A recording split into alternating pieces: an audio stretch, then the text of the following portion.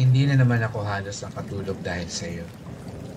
Kahit ganoon ang naging desisyon ko, kahit hindi kita sinipot upang magkasama sana tayong umalis ng Sagada, aaminin ko, may nararamdaman pa rin ako sa iyo. Hindi basta-basta na lang na biglang maglalaho ang pagtangi ko sa iyo. Sa maniwala ka o hindi, kung hindi lang buntis si Elena, magkasama sana tayong umalis ng bayang iyon. Bumangon na ako at nagtungo sa kusina. Iniwan ko sa kwarto si Elena na natutulog pa. Nang makapagtimpla ako ng kape, nagpunta ako sa terrace. Nandoon pala kayo ni Daniel. Nakita kong nakahilig ka sa kanyang balikat at siya na may nakahawak sa iyong baywang. May naramdaman ako. Alam ko ang tawag doon. Selos. Nang akmang babalik ako sa loob ng bahay, napansin ako ng asawa mo. Oh, bayaw. Gising ka na pala. Wika ni Daniel. Oo nga.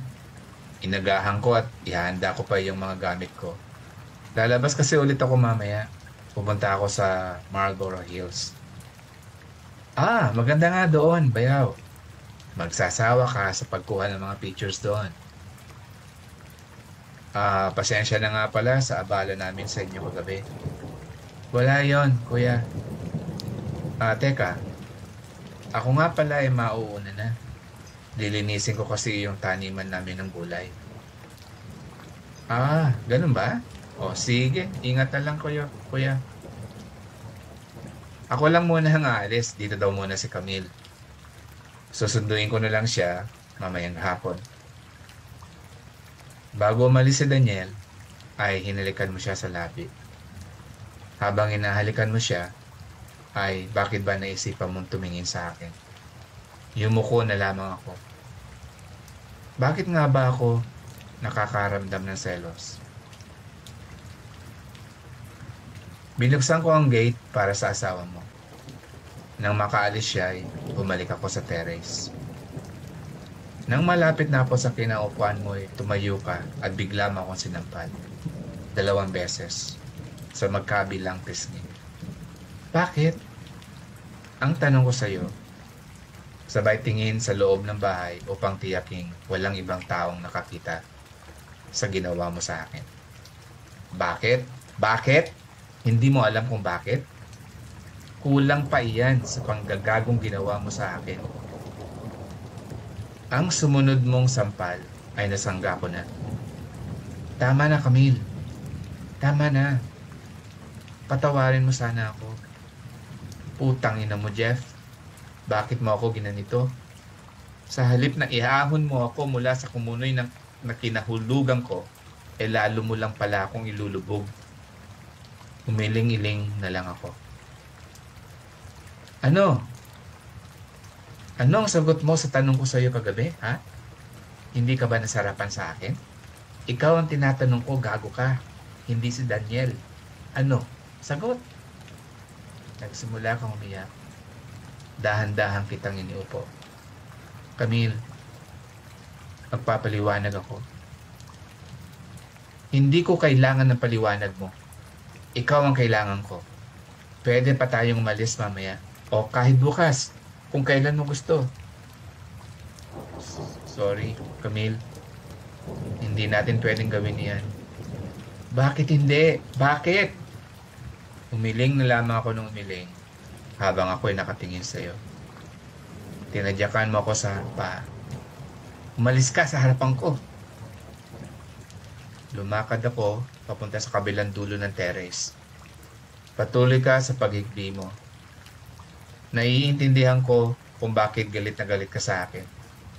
Gusto ko sana magpaliwanag pero tingin ko hindi ka na makikinig sa akin. Ilang saglit lang, lumabas na rin ang kwarto si Elena. Nakita niya tayong nasa terrace. Oh, good morning, Ate Camille. Nginitain mo lamang siya bilang tugon. Oh, bakit mukhang umiiyak ka yata, ate? Wala. Naalaala ko lang ang mga nangyari kahapon. Aha! Akala ko kasi inaapi ka na ni Jeff kaya ka umiiyak. Tumawa si Elena pagkasabi niyon. Alam ko nagbibiro lang ang kasintahan ko. Tumingin ka sa akin bago mo nginitian si Elena bilang tugon sa kanyang sinabi. Pagkatapos niyon ay tumabi sa akin si Elena at hinalikan ako sa pisngi. Yumuko ka rin. Katulad ng pagyuko ko nang hinalikan mo si Daniel. Parang ayaw mong makita na hinahalikan ako ni Elena. Selos din siguro yon.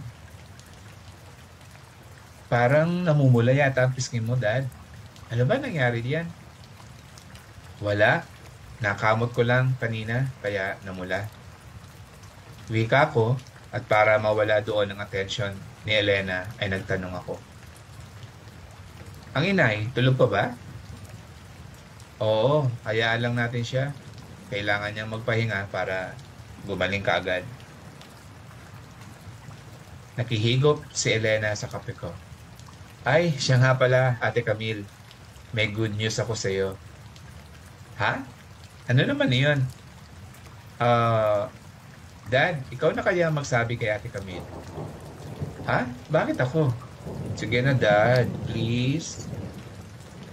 At tumbili may pinagbigyan ko ang kahilingan ni Elena. Camille, buntis si Elena. 6 weeks na. Oh, talaga? Yes, Ate Camille. Wow! Abay, congratulations sa inyong dalawa. Magiging daddy at mommy na pala kayo. Congratulations. Masaya ako para sa inyo. Pinilit mong umiti habang sinasabi mo ang mga iyon. Pero kitang-kita ko sa mga mata mo na parang nanlumuka nang marinig mo yun. Hindi mo siguro napansin na ang isang braso mong nakapwesto sa patungan ng kamay na inuupuan mo ay biglang nalaglag. Hindi ko alam kung ang bagay na yun ay napansin ni Elena. Thank you, Ate. Siyempre, kukuhanin ka namin ninang. Di ba, Dad? Tumango ako. Sure. Bakit naman hindi? Ang sagot mo. Pagkasabi mo niyon ay parang gusto mong humagulgol, lalo na ng parang batang itinaas ni Elena ang t-shirt niya at inilagay ang kamay ko sa ibabaw ng kanyang tiyan. Sandali lang ha. Papasok muna ako at ihiga ako ulit. Masakit ang ulo ko. Oh, hangover yan, Ate. Sige, Ate, pahinga ka. Ako naman magluluto na ng agahan natin. Sabay kayo ni Elena na pumasok ng bahay. Siya ay nagpunta ng kusina at ikaw naman ay sumalampak sa sofa sa salas. Nakatagilid ka patalikod sa kinalalagyan ko sa terrace, kaya hindi ko malaman kung natutulog ka ba talaga o baka umiiyak ka. Mula noon, minsan 1 linggo na lamang kayo pumunta ni Daniel sa bahay. Kadalasan ay araw ng linggo. Halatang umiiwas ka sa akin tuwing nandoon kayo sa bahay. Ni minsan, hindi tayo nag-usap na tayong dalawa lang. Pero mabuti na rin yun dahil ayaw kong madagdagan pa ang pagdududa ni Elena tungkol sa atin. Kung nagdududa man siya. Nasasaktan ako sa nangyayari. Hindi mo lang alam kung ano ang tunay ko nararamdaman sa iyo. Damdaming pilit kong iwinawaksi alang-alang sa magiging anak namin ni Elena.